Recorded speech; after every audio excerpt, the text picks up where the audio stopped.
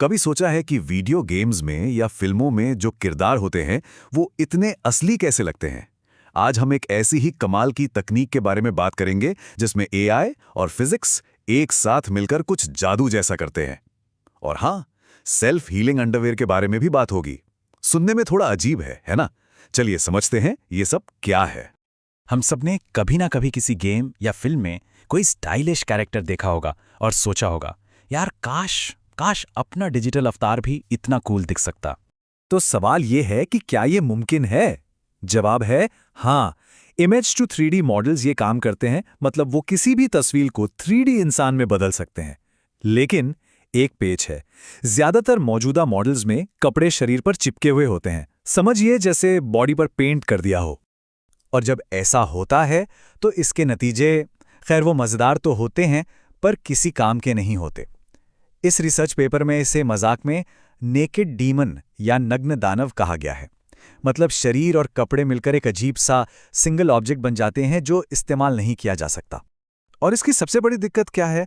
क्योंकि कपड़े शरीर से अलग हैं ही नहीं, तो उन्हें सिमुलेट भी नहीं किया जा सकता। इसका मतलब ये है कि कपड़े हवा में लहरा नहीं सकते, उनमें कोई सिलवट नहीं पड़ सकती और वो असल जिंदगी की तरह हिलडुल भी नहीं सकते। मतलब सारा मजा ही खत्म। तो क्या इसका मतलब यह है कि असली डिजिटल फैशन का सपना, जिसमें कपड़े शरीर से अलग हों और फिजिक्स के नियमों के हिसाब से चलें, वो बस एक सपना ही रह जाएगा? अब नहीं। यूसीएलए और यूनिवर्सिटी ऑफ यूटा के एक नए रिसर्च पेपर ने दावा किया है कि उन्होंने इस बहुत बड़ी चुनौती को हल कर लिया है। और ये कोई छोटा मोटा दावा नहीं है, ये एक बहुत बड़ा दावा है। ये पेपर कहता है कि सिर्फ एक तस्वीर से ये सिस्टम न सिर्फ एक 3D इंसान बना सकता है, बल्कि उसके कपड़े भी बना सकता है। और वो भी ऐसे कपड़े जो फिजिक्स के हिसाब से एकदम सटीक हों, सिमुलेशन के लिए तैयार हों और शरीर से पूरी तरह से अलग हों। सच बताऊं तो ये वर्चुअल ह्यूमन मॉडलिंग की दुनिया में सबसे मुश्किल कामों में से एक माना जाता है। तो चलिए देखते हैं कि ये जादू होता कैसे है। इसे ऐसे समझिए कि एक डिजिटल दर्जी है जो एआई की मदद से काम करता है, और इसका पहला कदम है एक रफ ड्राफ्ट तैयार करना। प्रोसेस काफी सीधा साधा लगता है। सिस्टम एक इमेज लेता है, उस इमेज के आधार पर कपड़ों के सिलाई पैटर्न का अंदाजा लगाता है और फिर उन चपटे टुकड़ों को 3D मॉडल पर पहना देता है। और जानते हैं नतीजा क्या होता है? एक पूरी गड़बड़। कपड़े मॉडल पर कहीं से भी फिट नहीं हो रहे होते, वो हर जगह बिखरे पड़े होते हैं। लेकिन रुकिए, ये जो गड़बड़ है ना, ये असल में प्लान का ही एक हिस्सा है। यहीं से तो असली मैजिक शुरू होता है। अब सिस्टम इस शुरुआती गड़बड़ को ठीक करने के लिए दो बहुत ही स्मार्ट तकनीकों का इस्तेमाल करता है। ये दो तकनीकें हैं, मल्टी व्यू डिफ्यूजन और CIPC। अब मल्टी व्यू डिफ्यूजन को समझिए, एआई दिमाग जो ये तय करता है कि कपड़े क्या दिखने चाहिए, और CIPC है फिजिक्स इंजन जो ये तय करता है कि कपड़े कैसे बर्ताव करेंगे। चलिए पहले एआई वाले हिस्से को समझते हैं।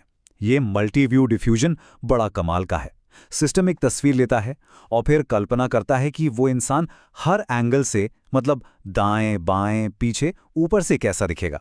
ये कुछ एआई फैशन पैपराज़ी की तरह है जो चारों तरफ घूम घूम कर तस्वीरें ले रहा है ताकि कपड़ों का एक परफेक्ट 3D शेप बन सके। और अब आता है कहानी का दूसरा हीरो, यानी फिजिक्स। CIPC एक बहुत पावरफुल क्लॉथ सिम्युलेटर है।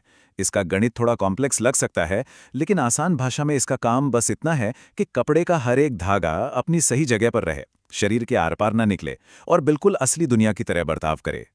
तो होता यह है कि जब एआई का क्रिएटिव विजन और फिजिक्स इंजन के नियम एक साथ काम करते हैं, तो वो जो शुरुआती गड़बड़ थी ना, वो एक खूबसूरत सिमुलेशन के लिए तैयार डिजिटल आउटफिट में बदल जाती है।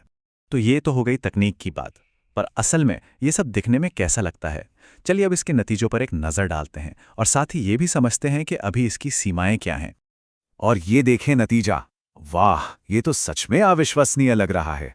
कपड़ों की हरकत देखिए, कितनी रियल है, कितनी स्वाभाविकता से हिल रही हैं। और इन किरदारों के डांस मूव्स तो कमाल के हैं ही। हाँ बिल्कुल, ये तकनीक अभी परफेक्ट नहीं है, इसकी अपनी कुछ सीमाएं हैं।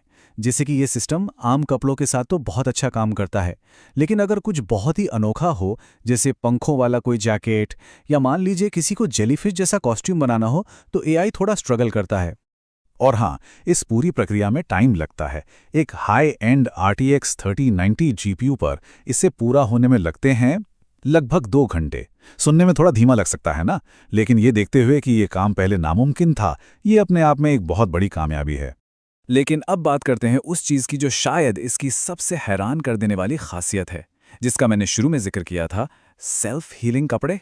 इसका मतलब ये है कि अगर सिमुलेशन के दौरान कपड़े का जाल उलझ जाता है, जो एक ऐसी प्रॉब्लम है जिससे दूसरे सिस्टम्स क्रैश हो जाते हैं, तो ये सिस्टम फेल नहीं होता। हमारा एआई दर्जी बड़ी शांति से कपड़े को वापस खींचता है, उसे सीधा करता है और ऑटोमैटिकली फिर से फिट कर देता है। ये सच में कमाल है। और ये हमें एक बहुत ही दिलचस्प सवाल पर लाकर छोड़ देता है। जरा कल्पना कीजिए एक ऐसी दुनिया की जहां हमारे डिजिटल कपड़े इतने स्मार्ट हों कि वो खुद को ठीक कर सकें। सोचिए, ये वर्चुअल दुनिया और गेमिंग के भविष्य को किस तरह से बदल सकता है। इसकी संभावनाएं वाकई अनंत हैं।